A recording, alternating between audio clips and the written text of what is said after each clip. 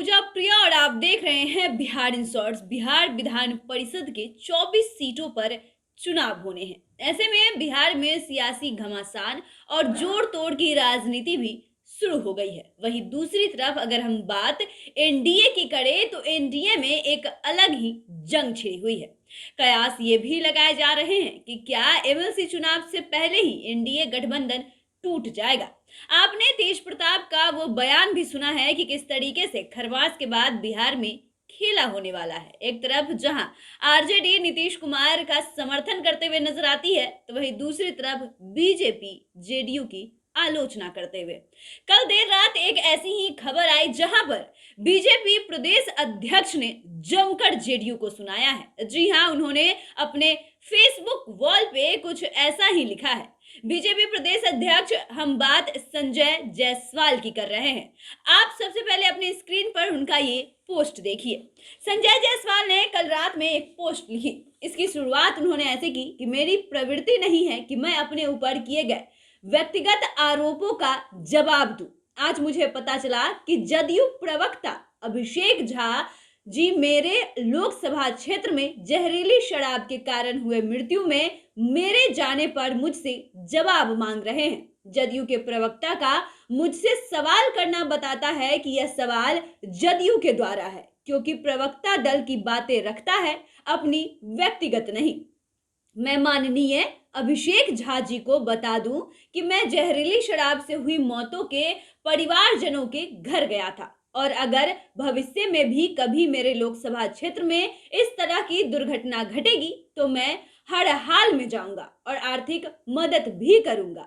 अगर कोई व्यक्ति जहरीली शराब से मरता है तो उससे निश्चित तौर पर अपराध किया है, पर इससे प्रशासनिक विफलता के दाग को बचाया नहीं जा सकता। और जब मैं इस शासन के एक घटक का अध्यक्ष हूं तो यह मेरी विफलता है। मैं उन गरीबों से इंसानियत के नाते मिलने गया था। मैं अच्छे से जानता हूं कि मरने वालों ने अपराध किया है, इसलिए सरकार द्वारा उन्हें किसी प्रकार की मदद संभव नहीं थी। उन सभी परिवारों को अंतिम क्रियाक्रम में थोड़ी सी मदद करने का काम मैंने किया है, क्योंकि गुनाहगार मरने वाले थे, ना कि उनके परिवारजन।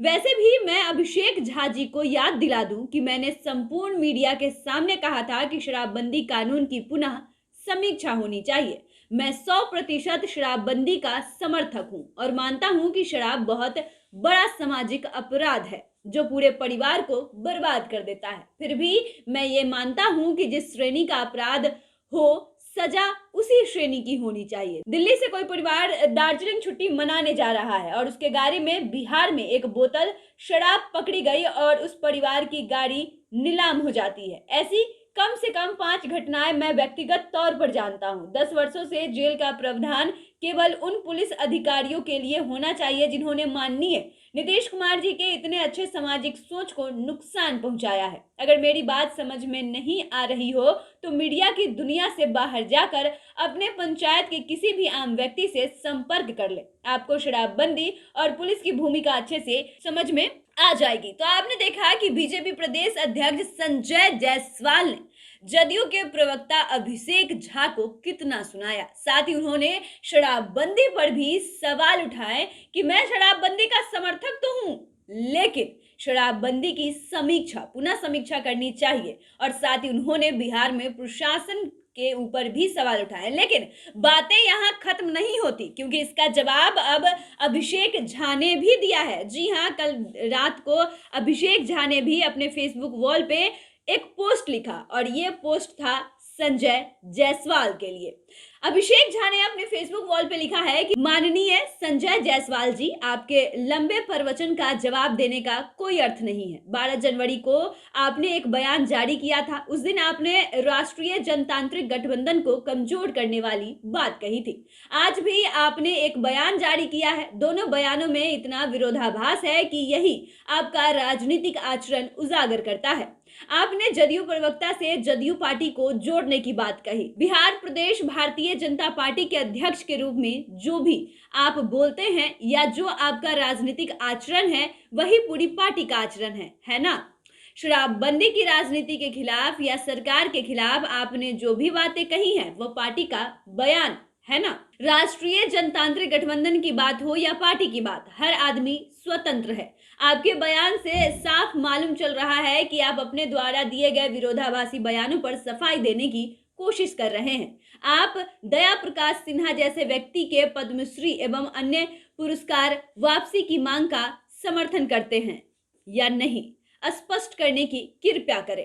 तो आप देख सकते हैं कि अभिषेक झा ने भी कटाक्ष किया है, और जो संजय जायसवाल ने उनसे सवाल किया था कि आप जो बयान दे रहे हैं वो आपका बयान व्यक्तिगत नहीं बल्कि पार्टी का बयान है, जदयू का बयान है, तो अभिषेक झा ने भी साफ साफ पूछा है कि क्या आपने जो बयान दिया है क्या वो आपका व्यक्तिगत बयान ना होकर क्या बीजेपी का बयान है। साथ ही उन्होंने दया प्रकाश सिन्हा का भी जिक्र किया है कि जैसे व्यक्ति पद्मश्री और अन्य पुरस्कार वापसी की मांग का आप समर्थन करते हैं या नहीं, उन्होंने ये सवाल पूछा है।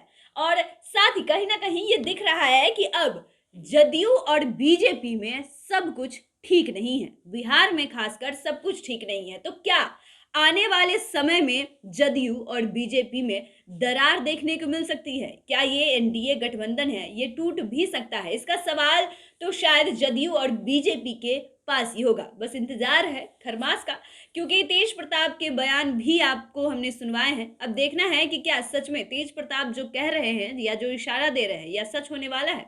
आप देखते रहिए बिहार इन शॉर्ट्स, हमारे साथ बने रहे, हमारे चैनल को सब्सक्राइब कर ले। और ये जदयू बीजेपी की जो लड़ाई चल रही है इसके बारे में आप क्या सोचते हैं हमें कमेंट कर जरूर बताइएगा। धन्यवाद।